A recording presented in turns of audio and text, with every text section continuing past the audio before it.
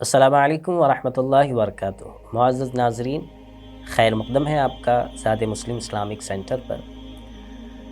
اللہ تعالیٰ نے اس نظام کو بنایا، اس کائنات کو بنایا، اور قرآن و حدیث کے ذریعے اس امت کی ہمیشہ کے لیے رہبری فرمائی۔ قرآن و حدیث امت کے آنے والے ہر مسئلے کو حل کرتے ہیں، اور علماء امت قرآن و حدیث کو سامنے رکھ کر لوگوں کو درپیش مسائل کا حل بتاتے ہیں۔ رمضان المبارک کی آمد ہے۔ بہت سارے لوگ اس وقت میں مسائل معلوم کرنا چاہتے ہیں، کچھ پرانے مسائل اور کچھ نئے مسائل، اور جاننا بھی چاہیے اور معلوم کرنا بھی چاہیے، اس لیے کہ جب تک ہم صحیح علم حاصل نہیں کریں گے اس وقت تک ہم کسی چیز پر عمل صحیح طور پر نہیں کر سکیں گے۔ گزشتہ سال جب لاک ڈاؤن تھا اس وقت میں بھی یہ مسئلہ بہت ہی زوروں سے لوگوں کے درمیان گردش کر رہا تھا۔ وہ یہ تھا کہ کیا آن لائن نماز تراویح اور فرض نمازیں پڑھ سکتے ہیں اسکائپ کے ذریعے، زوم کے ذریعے، یا پھر ایک جگہ نماز ہو رہی ہو اور اس کے آواز جو ہے دوسرے گھروں کے اندر آ رہی ہو تو کیا وہاں پر ہم اقتداء کر سکتے ہیں، ان کے پیچھے نماز پڑھ سکتے ہیں؟ یہ جب مسئلہ اٹھا تو اس موقع پر بعض دانشور قسم کے لوگوں نے اپنی اپنی رائے دینا شروع کی کہ ہاں ایسا کر سکتے ہیں، ایسا کیا جا سکتا ہے۔ ان کی اپنی دلیلیں ہزار تھیں۔ ان دلیلوں کو جاننے سے پہلے اور اسلام کی صحیح تعلیم کو جاننے سے پہلے ہم ایک سوال آپ سے کریں گے، اور اس سوال کا جواب ہمیں چاہیے۔ وہ یہ ہے کہ ہمارے معاشرے کے اندر جب بھی کوئی دین سے ہٹ کر کوئی الگ مسئلہ آتا ہے، مثال کے طور پر کوئی بیمار ہو جائے اور اس کو بخار آنے لگے اور اس پر جو ہے کووڈ کے سمٹمز ظاہر ہونے لگے، تو ایسی صورت میں وہ بندہ صحیح ڈاکٹر کے پاس جاتا ہے، اور اگر کسی سے مشورہ کرنا چاہے کسی دوسرے افراد سے تو چھوٹے موٹے چٹکلے تو وہ بول دیتے ہیں کہ بھئی آپ ایسا کریے، ایسا کریے، یہ گولی کھائیے، جو نارمل اور جنیون طریقے سے استعمال کی جاتی ہے۔ لیکن اگر اس سے زیادہ ہو جائے تو جس سے مشورہ کیا جا رہا ہے وہی شخص یہ جواب دیتا ہے کہ آپ کسی ایکسپرٹ ڈاکٹر سے ملیے، آپ کسی اچھے ڈاکٹر سے ملیے، اس لیے کہ میں ڈاکٹر نہیں ہوں، میں میڈیکل فیلڈ سے تعلق میرا نہیں ہے۔ تو یہ مشورہ آ رہا ہے۔ اسی طرح اگر کسی کا کوئی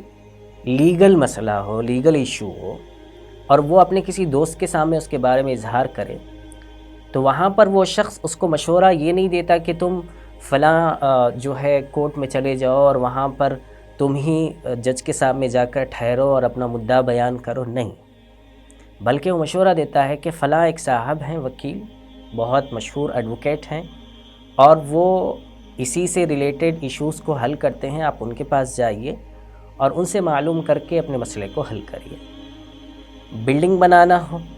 کسی سے مشورہ کیا جا رہا ہو تو وہ اس مشورے کے سلسلے میں یہ بات کہتے ہیں کہ میں انجینئر نہیں ہوں، آپ جو ہے، یا میں بلڈر نہیں ہوں، آپ جو ہے کسی اچھے انجینئر یا کسی اچھے جو ہے بلڈر سے ملاقات کر کے مسئلے کو معلوم کیجئے اور ان سے مشورہ لیجئے۔ دنیا کے کسی بھی شعبے کے اندر جب کوئی مسئلہ آتا ہے تو ہماری نظریں اس کے ایکسپرٹس کی طرف جاتی ہیں تاکہ ہم ان سے صحیح مشورہ لے کر صحیح کام کو انجام دے سکیں۔ لیکن ایک چیز ہے جس میں ہم میں سے ہر شخص کوتاہی کرتا ہے، ہم میں سے ہر شخص کوتاہی کر رہا ہے، وہ ہے دین کا مسئلہ۔ دین کا معاملہ اگر کہیں پر بیٹھ کر کسی ہوٹل میں، کسی پارک میں بیٹھ کر کہیں کوئی ایشو شروع ہو جائے تو اس میں ہر شخص اپنی رائے دینا شروع کر دیتا ہے کہ نہیں ایسا نہیں ہونا چاہیے، ایسا ہونا چاہیے، نہیں ایسا نہیں ہونا چاہیے، ایسا ہونا چاہیے۔ میرا سوال صرف ان لوگوں سے یہ ہے کہ بھائی ابھی تک جب کوئی لیگل ایشو تھا تو آپ نے ایڈوکیٹ سے رجوع کیا، کوئی میڈیکل ایشو تھا تو آپ نے ایکسپرٹ ڈاکٹر کا مشورہ دیا، کوئی کنسٹرکشن کا مسئلہ تھا تو آپ نے اچھے بلڈر اور اچھے انجینئر کا مشورہ دیا۔ کیا دین اتنا آسان ہے؟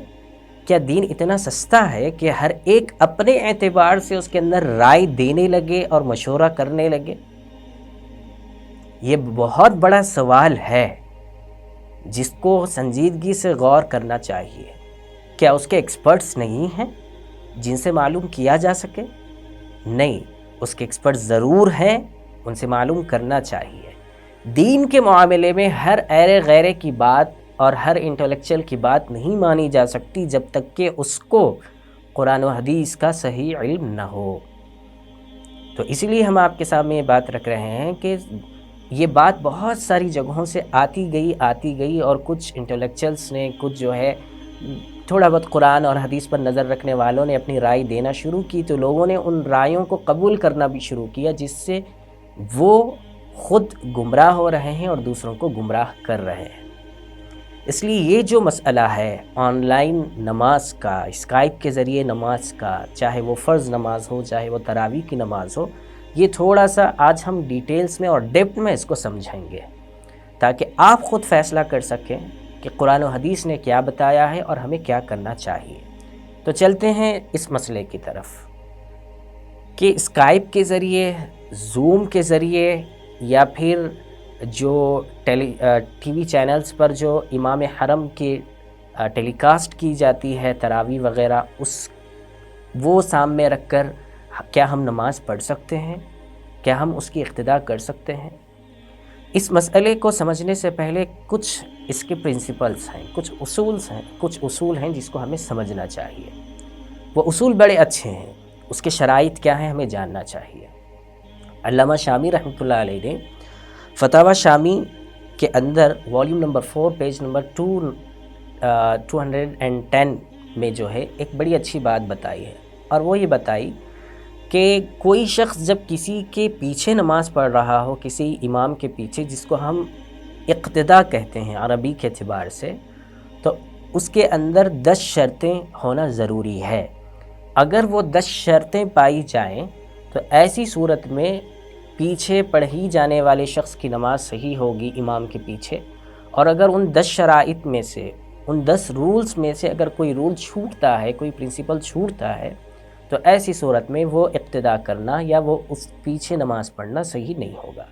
چلیے جانتے ہیں کہ وہ 10 شرائط کیا ہیں۔ سب سے پہلی بات تو یہ ہے کہ مقتدی اقتداء کی نیت کرے کہ میں اس امام کے پیچھے یہ نماز پڑھ رہا ہوں، یہ ہونا چاہیے۔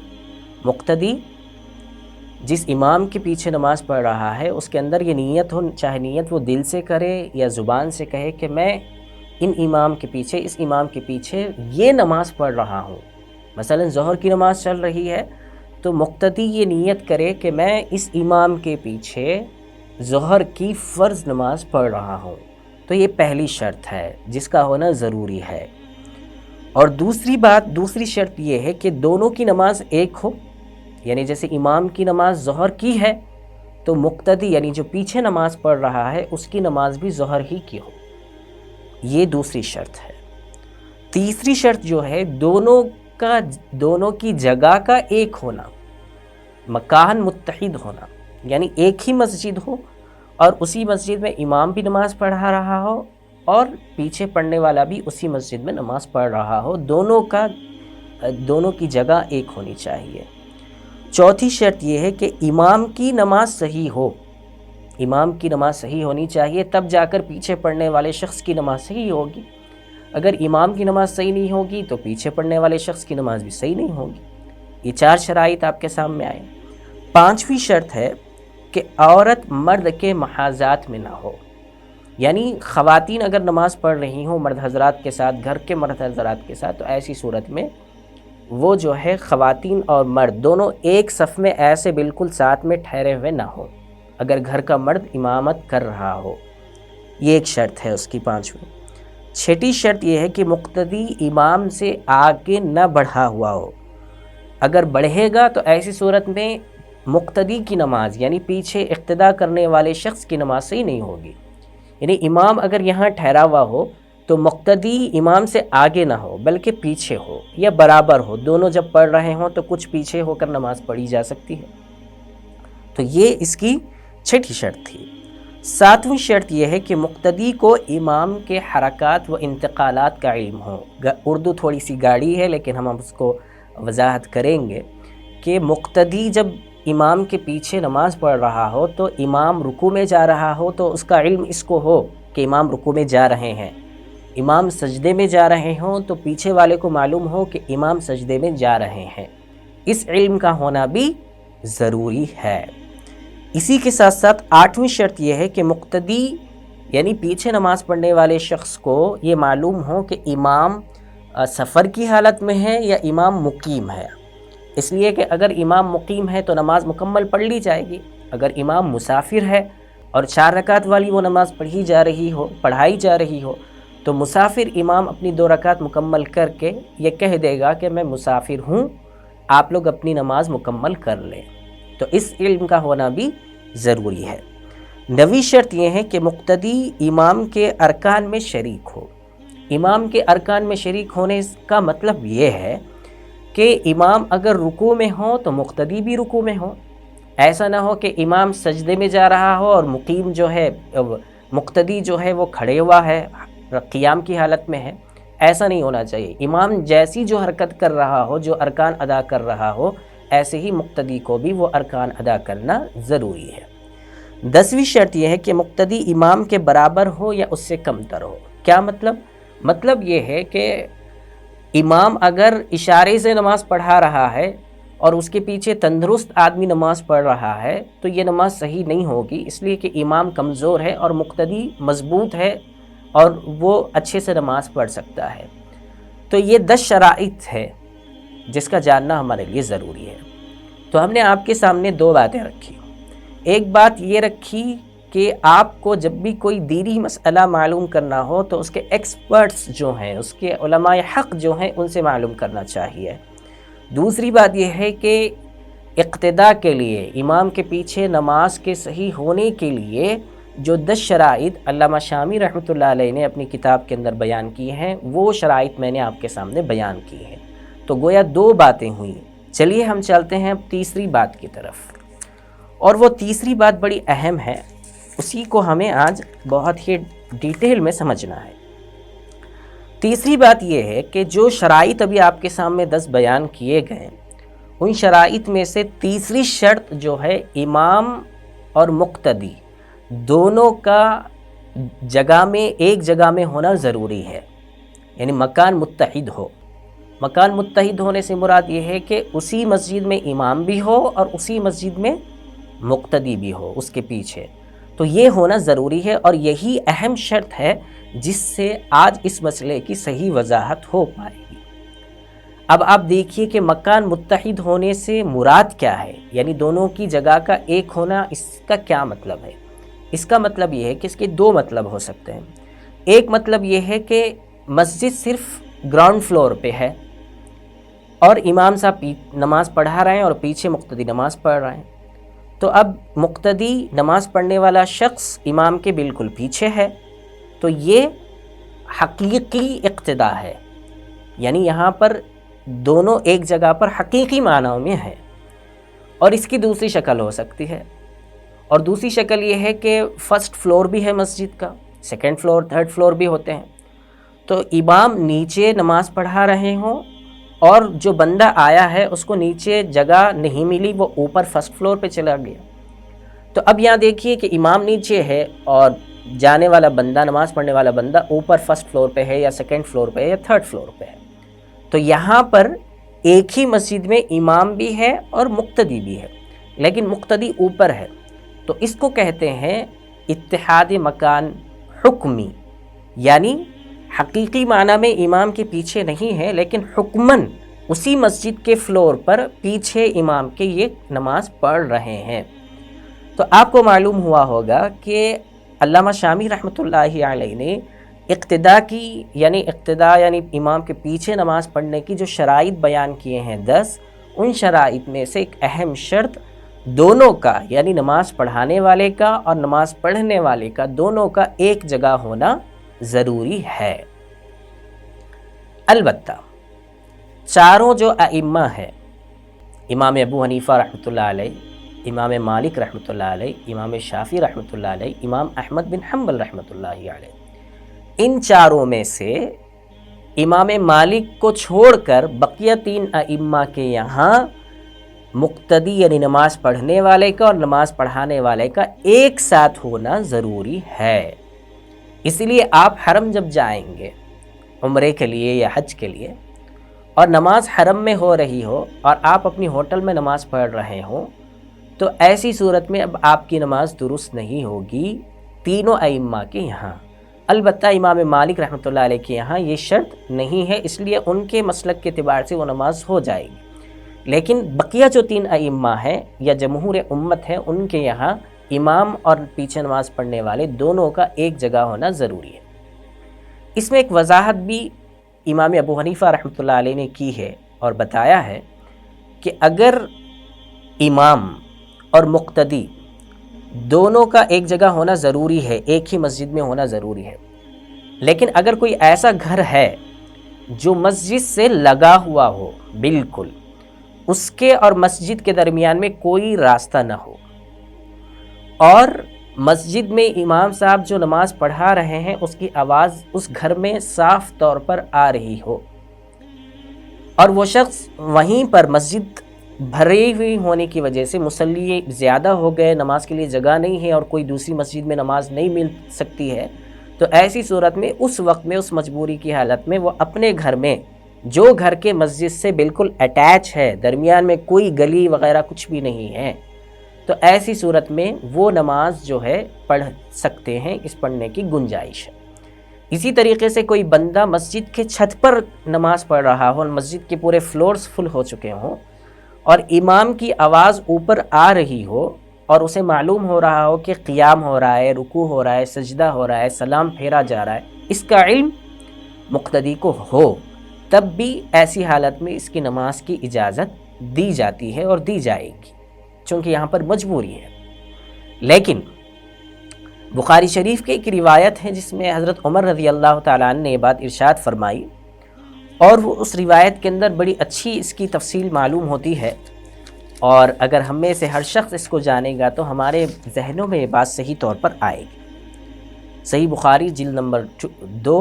اور page number 351، volume number 2 page number 351۔ اس کے اندر حضرت عمر رضی اللہ تعالیٰ نے فرمایا کہ امام اور اس کے پیچھے نماز پڑھنے والے کے درمیان میں کوئی نہر نہ ہو، یعنی کوئی ایسا راستہ نہ ہو جس سے امام الگ ہو رہا ہو اور مقتدی الگ ہو رہا ہو۔ ایسے انہوں نے بتایا کہ کوئی راستہ نہ ہو درمیان میں، یعنی میں نے جیسے ابھی آپ کے سامنے وضاحت کی کہ مسجد اور مسجد سے لگا ہوا مکان ہے، درمیان میں راستہ نہیں ہے، تب وہ گنجائش رکھی گئی ہے کہ وہاں سے نماز اگر پڑھی جائے، امام کے پورے حرکات کا علم ہو رہا ہو، تب وہ نماز درست ہوگی۔ ایسے ہی اس کے اندر یہ بات ہے کہ امام نماز پڑھا رہا ہو اور پیچھے خواتین کی صف ہو اور اس کے پیچھے مرد حضرات اگر نماز پڑھ رہے ہوں، تو ایسی نماز، ایسی اقتدا بھی مرد حضرات کی نماز صحیح نہیں ہوگی، کیونکہ درمیان میں عورتوں کی صف آ چکی ہے۔ تو ایسی صورت میں امام حضرت عمر رضی اللہ تعالیٰ نے فرمایا کہ ایسا اگر ایسی کنڈیشن یا ایسا سچویشن ہے کہ امام ہے اور امام ایک جگہ نماز پڑھا رہا ہو اور کوئی گھر ایسا ہے جو سام میں ہے، درمیان میں راستہ ہے، تب ایسی صورت میں اس امام کی پڑھائی جانے والی اس کے پیچھے نماز جو دوسرے گھر میں پڑھی جا رہی وہ نماز صحیح نہیں ہوگی۔ تو اس پوری ڈیٹیل سے ہمیں یہ بات معلوم ہوتی ہے کہ نماز پڑھنے والے کا اور نماز پڑھانے والے کا ایک جگہ ہونا ضروری ہے۔ وہ ایک جگہ ایک ہی فلور پر ہو سکتا ہے یا کئی فلور پر ہو سکتا ہے، لیکن اس سے ہٹ کر اگر نماز پڑھی جا رہی ہو تو وہ نماز صحیح نہیں ہوگی، کیونکہ اس میں جو اہم شرط ہے، اور وہ شرط ہے دونوں کی جگہ کا ایک ہونا، چاہے وہ حقیقتاً ہو یا حکماً ہو، تب وہ نماز کی اجازت دی جائے گی، تب وہ نماز کی گنجائش ہے کہ وہ نماز اس کو پڑھ سکتے ہیں۔ اس لیے ان تمام چیزوں کو سامنے رکھتے ہوئے یہ بات ہمیں معلوم ہوتی ہے کہ اسکائپ کے ذریعے اگر نماز پڑھی جا رہی ہو، یا زوم کے ذریعے اگر نماز پڑھی جا رہی ہو، یا لائیو ٹیلی کاسٹ کے ذریعے اگر نماز پڑھی جا رہی ہو، یا ایک مسجد میں امام صاحب نماز پڑھا رہے ہوں اور اس کے کچھ ساؤنڈ باکس جو ہے دوسرے گھر میں رکھ دیے گئے ہوں، اور وہ دوسرا گھر ایسا ہے کہ مسجد کے اور اس گھر کے درمیان میں راستہ ہے، مسجد کے اور اس گھر کے درمیان میں دوسرا گھر ہے، اور مسجد کے اور اس گھر کے درمیان میں کوئی چیز حائل ہے، درمیان میں ہے، تو آپ بتائیے اور سنجیدہ انداز میں بتائیے کہ جو تفصیلات آپ کے سامنے رکھی گئی ہیں اس کو سامنے رکھ کر کیا نماز درست ہوگی؟ ظاہر سی بات ہے کہ جو اصول ہے، جو شرط ہے یعنی نماز پڑھنے والے اور نماز پڑھانے والے کے لیے جو شرائط ہیں، ان شرائط میں سے جب اہم شرط نہیں پائی جا رہی ہے تو ایسے نماز کیسے درست ہوگی؟ ایک بات ہے۔ دوسری بات جو آپ کے سامنے رکھنی ہے وہ یہ ہے کہ اسکائپ کے ذریعے ہو یا زوم کے ذریعے ہو، اگر فرض کیجئے کہ امام صاحب نماز پڑھا رہے ہوں اور یہاں پیچھے کوئی نماز دوسرے گھر میں پڑھ رہا ہو، تو ایسی صورت میں کبھی ایسا بھی ہو سکتا ہے کہ نیٹ کے کنیکشن کی وجہ سے نیٹ سلو آ رہا ہو، امام صاحب رکوع میں سجدے میں چلے گئے اور پیچھے پڑھنے والوں کو معلوم ہی نہیں ہوا کہ امام صاحب سجدے میں چلے گئے، وہ قیام کی حالت میں ہیں۔ تو آپ بتائیے کہ امام سجدے میں چلے جائے اور آپ جو ہے ابھی قیام کی حالت میں ہیں، تو کیسے نماز درست ہوگی؟ اس لیے اس بات کو ڈیپتھ کے ساتھ سمجھنا اور ڈیٹیل کے ساتھ سمجھنا بہت زیادہ ضروری ہے۔ ہم میں سے بہت سارے لوگ دین کے سلسلے میں جذباتی ہو جاتے ہیں۔ آپ سے گزارش ہے کہ پلیز آپ جذبات میں نہ جائیے، قرآن و حدیث کو سامنے رکھ کر جو علماء بات آپ کو بتاتے ہیں، جس انداز میں، جس ڈیٹیلز کے ساتھ، جو پرنسپلز کو سامنے رکھ کر، وہ بہت زیادہ اتھینٹک ہوتی ہے بجائے ان لوگوں کی باتوں کے جو دین کا سطحی علم رکھتے ہیں۔ ظاہر سی بات ہے کہ مجھے اگر طبیعت خراب ہو جائے تو میں گوگل پہ سرچ کر کے میڈیسن لے کر نہیں استعمال کر سکتا۔ میرا اگر کوئی لیگل ایشو ہو تو میں گوگل پہ سرچ کر کے کوئی جا کے کورٹ میں لڑائی نہیں لڑ سکتا، میں کورٹ میں اپنا کیس نہیں لڑ سکتا۔ میں گوگل پہ سرچ کر کے یوٹیوب پہ دیکھ کر میں بلڈنگ نہیں بنا سکتا، چونکہ میں اس کا ایکسپرٹ نہیں ہوں۔ تو ظاہر سی بات ہے کہ جب یہ چیزوں میں ہم احتیاط کرتے ہیں، دنیاوی چیزوں میں، تو جو دین کی چیز ہے، جو دین کا اہم رکن ہے نماز، اس کے سلسلے میں ہم نہ جانے کسی نے کہہ دیا، اس کی باتیں تھوڑی سی اچھی لگنے لگی اور وہ بہت سنجیدہ انداز میں بات کرنے لگا اور وہ عقلی دلائل اور لاجک پیش کرنے لگا، تو ہم اس لاجک کو دیکھ کر اس کی باتوں کو ماننا شروع کرتے ہیں اور علماء کی بتائی ہوئی باتوں سے اپنے آپ کو پیچھے ڈالتے ہیں۔ اگر آپ ایسا کرتے ہیں، اگر آپ کو ان کی بات صحیح سمجھ میں آتی ہے، آپ کو ان کی لاجک صحیح سمجھ میں آتی ہے قرآن و حدیث کے مقابلے میں، جس میں لاجک میں اور قرآن و حدیث میں کوئی جوڑ نہیں ہوتا، تو ایسی صورت میں اگر آپ عمل کر رہے ہیں تو آپ گمراہ ہو رہے ہیں، آپ قرآن و حدیث اور سنت کے راستے سے ہٹ رہے ہیں، آپ اپنے اعمال کو خراب کر رہے ہیں۔ وہ اب نہیں معلوم ہوگا، کل قیامت میں جب پہنچیں گے تو آپ کو معلوم ہوگا کہ آپ نے کس کی بات کو سن کر کون سا عمل کیا اور یہ عمل اللہ کے یہاں مقبول نہیں تھا۔ اس لیے گزارش ہے آپ حضرات سے، دین کے بارے میں معلومات حاصل کیجئے اور دین کے بارے میں علماء حق سے معلوم کیجئے۔ کوئی جو ہے چھوٹا سا BUMS ڈاکٹر ہو یا RMP ڈاکٹر ہو، اگر آپ کو کوئی دوا دے تو آپ قبول نہیں کرتے۔ کوئی اگر ایسی ڈیزیز میں آپ جو ہے سفر کر رہے ہوں، کیا کوئی ایسا مسئلہ آپ کو پیش آیا ہو تو آپ کووڈ پازیٹیو ہو چکے ہو، تو آپ اس کے جو ایکسپرٹس ہیں اس کے پاس جائیں گے، آپ نیچے کے ڈاکٹر سے نہیں مشورہ کریں گے۔ تو کیا دین اتنا سستا اور اتنا نیچے ہو گیا ہے کہ ہم ہر آنے والی جانے والی باتوں کو، یوٹیوب پر چلنے والی باتوں کو لے کر اس پر عمل کرنا شروع کریں؟ اس لیے آپ اتھینٹک نالج لیجئے، اتھینٹک سورسز کا استعمال کیجئے اور صحیح علماء سے اس بات کو معلوم کیجئے۔ یہ وہ باتیں تھیں جو آپ کے سامنے رکھنی تھی۔ رمضان کا مہینہ آ رہا ہے، اس لیے آپ صحیح معلومات کر کے اپنے اعمال کو صحیح کرنے کی کوشش کریں، ہر ایرے غیرے کی بتائی ہوئی باتوں پر عمل کرنے سے اپنے آپ کو بچائیں۔ اللہ تعالیٰ سے دعا ہے کہ اللہ تعالیٰ ہمیں کہنے اور سننے اور صحیح سمجھ کی دین کی توفیق عطا فرمائے۔ وآخر دعوانا ان الحمد للہ رب العالمین۔